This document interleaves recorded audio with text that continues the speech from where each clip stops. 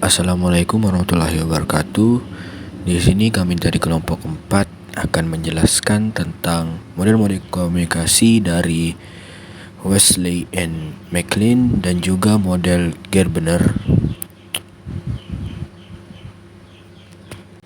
Oke, yang pertama di sini saya akan menjelaskan model komunikasi Wesley and McLean.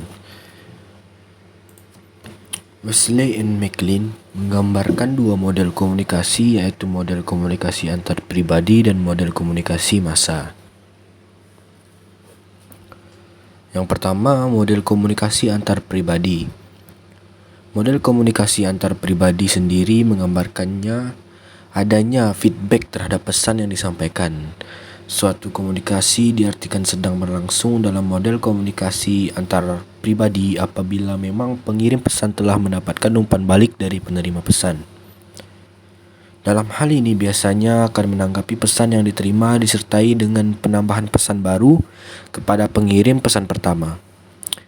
Ketika penerima pesan mendapatkan feedback, tersebutlah baru dapat dikatakan adanya komunikasi yang berlangsung, dan komunikasi akan terus berlangsung hingga mencapai kesepakatan bersama. Yang kedua, model komunikasi massa. Model ini dihasilkan atas pemikiran bahwa model komunikasi antar pribadi tidak cocok jika digunakan dalam dunia jurnalistik. Salah satu yang paling menonjol dan membedakan kedua model komunikasi ini adalah bahwa di dalam model atau proses komunikasi dengan model komunikasi massa terdapat penambahan pihak media atau perantara. Secara singkatnya, jika model komunikasi antara pribadi tersebut hanya dilakukan oleh dua pihak saja, tetapi dalam model komunikasi massa terdapat tiga pihak yang dapat berpengaruh satu sama lain dan juga menentukan terjadinya suatu komunikasi. Secara garis besarnya, di dalam model komunikasi yang diciptakan oleh Wesley and McLean mengandung beberapa unsur penting seperti objek, orientasi, pesan, sumber penerima, dan juga harus ada perantara disertai umpan balik atau feedback. Kesimpulan model Wesley and McLean, menurut pakar, perbedaan dalam umpan balik inilah yang membedakan komunikasi antar pribadi dengan komunikasi massa. Umpan balik dari penerima bersifat segera dalam komunikasi antar pribadi. Sumber dalam komunikasi antar pribadi dapat langsung memanfaatkan umpan balik dari penerima, sedangkan dalam komunikasi massa, sumber misalnya penceramah agama, calon presiden yang berdebat dalam rangka kampanye politik tidak dapat secara langsung mengetahui bagaimana penerima pesannya oleh khalayak. Dalam komunikasi massa bersifat minimal atau tertunda. Oke, selanjutnya untuk model Gerbener akan dijelaskan oleh teman kelompok saya, oleh Monica. Selanjutnya, model Gerbener. Model ini merupakan perluasan dari model komunikasi milik kelas web. Model ini terdiri dari model verbal dan model diagramatik. 1. Model verbal. Seseorang mempersepsi kejadian dan bereaksi dalam situasi itu melalui berbagai pemaknaan untuk membuat bahan-bahan yang ditentukan di dalam beberapa bentuk dan konteks dalam suatu isi dengan konsekuensi yang ada. Yang kedua, model diagramatik. Seseorang mempersepsi kejadian dan mengirim beberapa pesan untuk pemancar yang akan mengirim sinyal kepada penerima. Pada transmisi ini, sinyal akan menghadapi gangguan dan menjadi SSE untuk si tujuan. Model verbal. Seseorang atau sumber komunikator mempersepsi suatu kejadian dan bereaksi dalam suatu situasi melalui suatu alat, saluran, media, rekayasa fisik, fasilitas administratif, dan kelembagaan untuk distribusi dan kontrol, untuk menyediakan materi dalam suatu bentuk dan konteks yang mengandung isi yang mempunyai konsekuensi. Model komunikasi verbal yang dikembangkan Gerbener mencakup unsur-unsur yaitu 1. Someone sebagai komunikator dan komunikan, 2.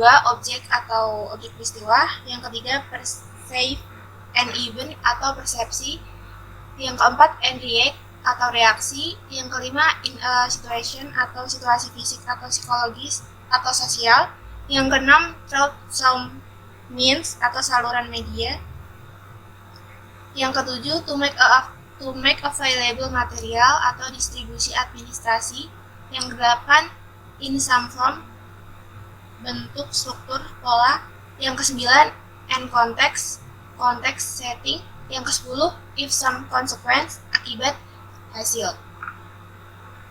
Selanjutnya ada model gambar seperti yang sudah ada di PPT. Model gambar yang dibuat Gardner menjelaskan bahwa proses komunikasi diawali dengan suatu tindakan, pemahaman, atau persepsi. Dimensi pendekatan Gardner terhadap persepsi ini dilukiskan melalui dua pendekatan, yaitu pendekatan transaksional dan pendekatan psikofisikal atau psikologi fisik. Selanjutnya akan dilanjutkan oleh teman saya, Gibran. Pendekatan model Gardner yang pertama adalah pendekatan transaksional, yaitu E1 semata-mata dianggap sebagai fungsi asumsi, pandangan pengalaman, dan faktor lain yang berkaitan dengan pengalaman si M. Seperti apa E1 bagi si M tergantung faktor yang ada di dalam diri M sendiri. Yang kedua, pendekatan psikofisikal. E itu sendiri merupakan faktor terpenting yang menimbulkan persepsi yang jelas dan akurat dalam kondisi yang menguntungkan.